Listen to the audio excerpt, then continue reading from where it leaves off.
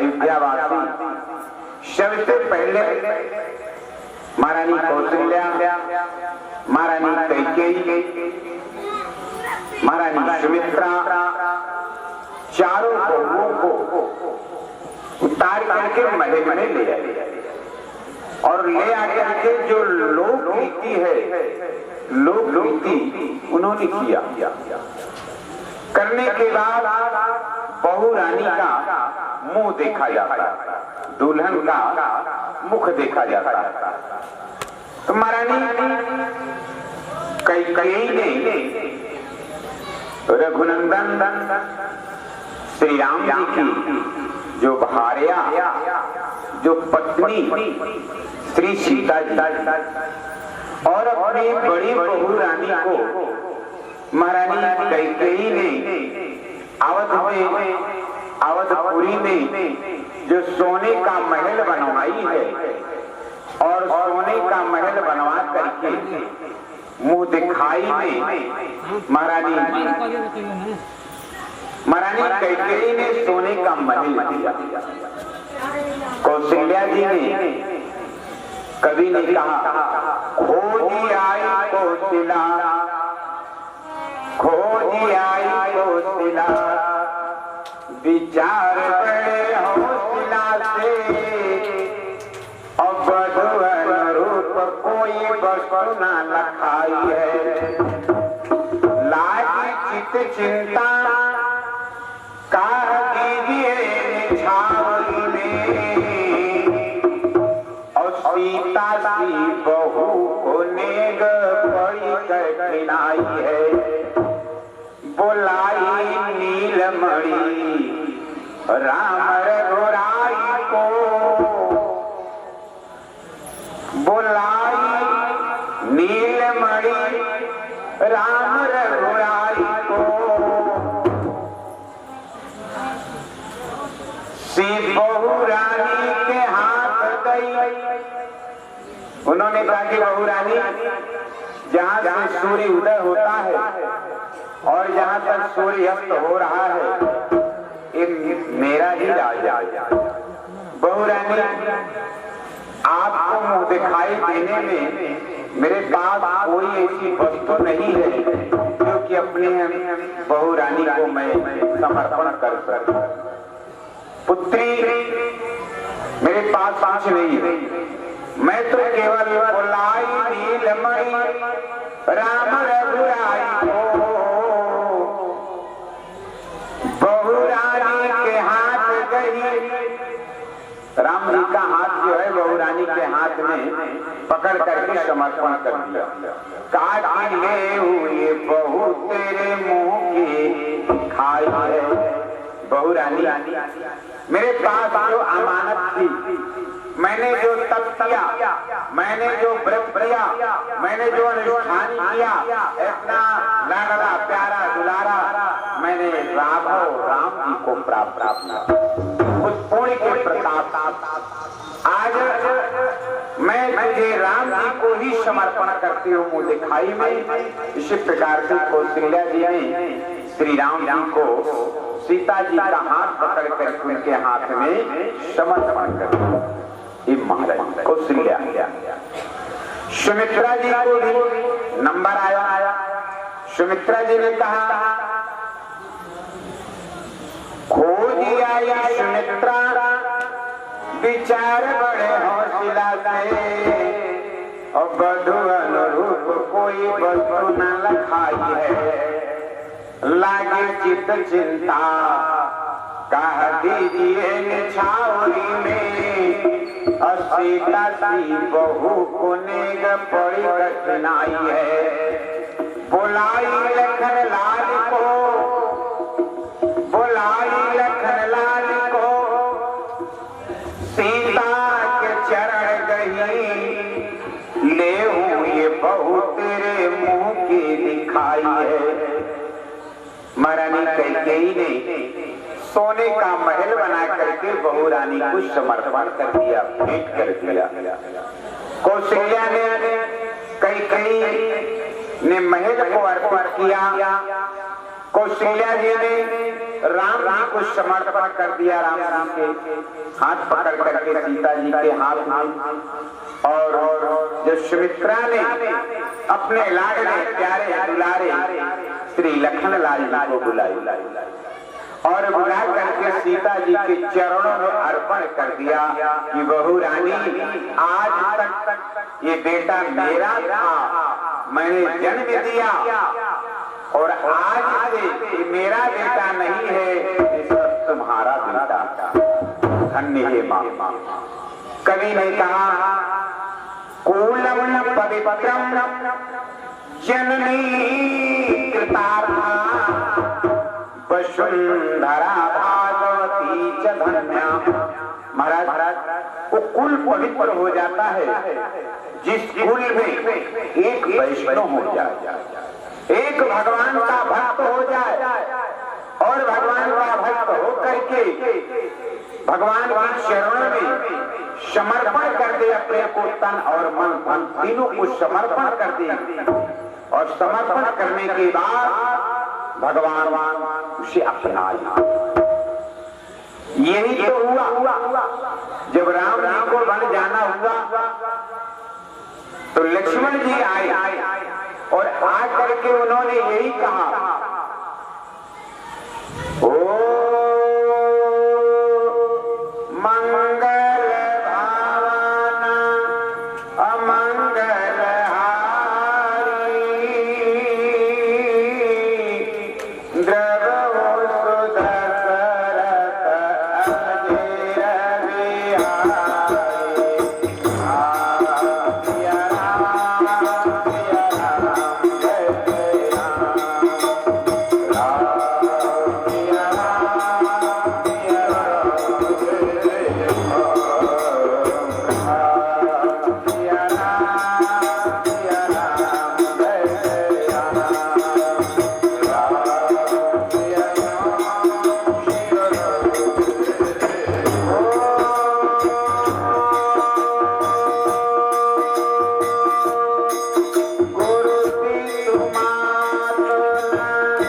सिया राम जय जय राम,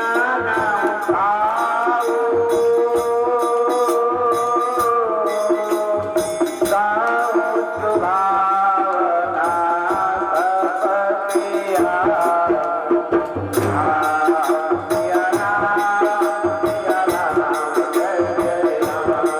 राम जय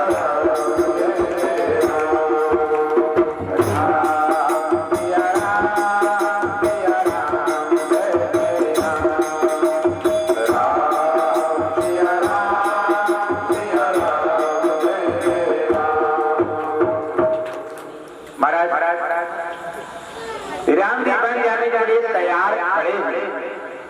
लक्ष्मण जी ने सुना समाचार, जब लक्ष्मण पाए व्याकुल विलपि बदन उठी, लक्ष्मण जी दौड़ करके आए, प्रभु श्री राम जी के चरणों में प्रणाम किया। राम श्री राम जी ने श्री लखनलाल जी को बड़ा बढ़िया उपदेश दिया। लक्ष्मण, तुम इस महल में रहो, और महल में रह करके माँ की सेवा, पिता की सेवा, गुरु की सेवा, प्रजा की सेवा, और इस सेवा से बढ़ करके संसार में और कुछ नहीं। लक्ष्मण जी ने कह दिया कि गुरु पितु मातु न जाना काऊ, कहाँ स्वभाव नाथपति। हे प्रभु, मैं माता पिता गुरु कुछ भी नहीं जानता हूँ, आप केवल मेरे हैं। माता राम मत पिता रामचंद्र, स्वामी रामो मशखा रामचंद्र, सर्वस्वामी रामचंद्रो दयालु, नान्यम जाने न जाने न जाने। महाराज, आप ही जो कुछ है मेरे स्वामी सखा, जो कुछ है मैं आपको जानता हूं और दूसरे को किसी को नहीं, क्योंकि मेरी मां ने मुझे उपदेश दिया है, मेरी मां ने मुझे ज्ञान दिया है कि बेटा मैं तेरी मां जन्म देने वाली हूं, मैं तुझे पाल पोस करके सब कुछ कर दिया, तैयार हो गए, लेकिन तुम्हारी असली माता पिता कौन है? श्री राम। अगर तुझे जाना है श्री राम जी की सेवा में जाओ, भगवत को प्राप्ति करने के लिए मैं तुझे समर्पण करती हूँ। बेटा एक बात को याद रखना। बोले क्या? मेरा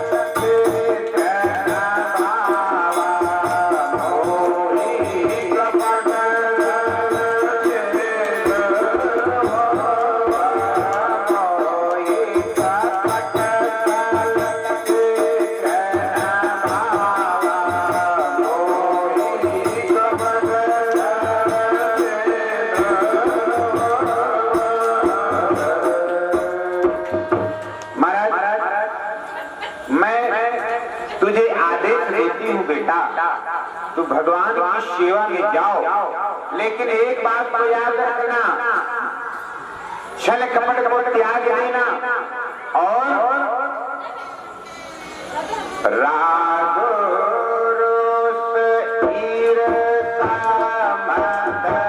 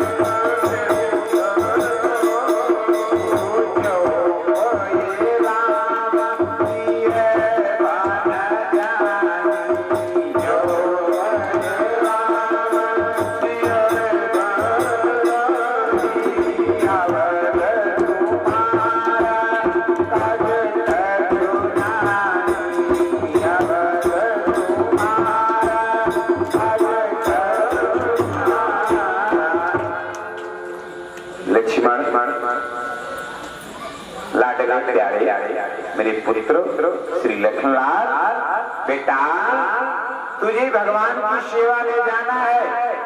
मैं तेरी माँ जन्म देने वाली हूँ, लेकिन असली माता तुम्हारी कौन है? सीता है। और तुम्हारे पिता कौन है? श्री राम जी हैं। राम जी से नाता जोड़ लो और जीवन पार हो जाएगा, जीवन धन्य हो जाएगा। मेरे प्यारे भाई बहन, अगर जब तक हम प्रभु से नाता नहीं जोड़ेंगे तब तक मेरा कल्याण होने वाला। सुमित्रा जी ने कितना सुंदर आदेश दिया, और आदेश देकर के किसी प्रकार से जैसे सुमित्रा ने राम जी को, अपने लाडले प्यारे लक्ष्मण जी को राम जी की सेवा में समर्पित कर दिया और भक्ति का उपदेश दे करके राम जी की सेवा में समर्पण कर दिया है अपने पुत्र को। उसी प्रकार से श्रीमद् भागवत महापुराण में, महाभारत में कुंती ऐसी एक माँ है जो कि उसके 5 पुत्र हैं, युधिष्ठिर, भीम, अर्जुन, नकुल, सहदेव। कुंती ने अपने 5 पुत्रों को भगवान श्री कृष्ण की सेवा में समर्पण कर दिया। और जब समर्पण कर दिया, जगह जगह पर समय समय पर श्री कृष्ण जी ने अर्जुन की और पांचों पांडवों की उन्होंने रक्षा की और सब प्रकार की रक्षा किया। ठाकुर जी तो कहते हैं, अरे मेरे प्यारे भक्तों, तुम मेरी तरफ 5 डेग बढ़ो और जब 5 डेग आगे बढ़ करके आओगे तब मैं तुम्हारे लिए 10 डेग बढ़ करके आगे आऊंगा और तुम्हारे लिए 10 डेग बढ़ करके आऊंगा। इस प्रकार से भगवान स्वयं अपने भक्त के प्रति कितना भाव, कितना प्रेम है, अगाध प्रेम है। इसलिए कुंती ने, महारानी कुंती ने 5 पुत्रों को भगवान की सेवा में समर्पण कर दिया। एक माँ मंदालसा माँ है, एक मंदालसा माँ है, उनको 7 पुत्र हुए। 7 पुत्रों को छात्रों भक्ति का उपदेश दे करके प्रणयीन मंदालसा अपने पुत्र को भक्ति का उपदेश दे करके भगवान की सेवा में समर्पण कर दिया। और समर्पण करने के बाद इस प्रकार से अपने 6 अंत में 7 पुत्रों को भगवान की सेवा में समर्पण किया। कहने का भाव, मेरे प्यारे भाई बहन, जीवन में बिना भक्ति किए इस जीव का कल्याण नहीं है। और जीवन है बेकार, और जीवन है बेकार, भजन के नुकसानी रे। जीवन है बेकार, भजन के नुकसानी रे। जीवन है बेकार, भजन के नुकसानी रे। जीवन है बेकार, भजन के नुकसानी रे। जीवन है बेकार, भजन के नुकसानी रे। जीवन बेकार, भजन बिन प्राणी रे। जीवन है बेकार, भजन के नुकसानी रे। जीवन है बेकार, भजन के नुकसानी रे। महाराज चक्रवर्ती दशरथ जी आज अयोध्या में आनंद ले रहे हैं, बढ़िया अवसर आया। उनके मन में एक यही लालसा है, उनके मन में यही जिज्ञासा है कि मैं अपने लाडले प्यारे राम को मैं राजा बना। लेकिन राज देने के लिए उन्होंने निर्णय तो ले लिया, विचार तो कर लिया, सब तैयारी हो गई, परंतु राम जी को वनवास आ गया। महारानी कैकेयी ने 2 वरदान मांगी थी। एक वरदान राम जी का वनवास और दूसरा भरत के लिए राज। महारानी कैकेयी ने जब वरदान मांगी तो दोनों हाथ जोड़कर कहा, सुनाऊं प्राण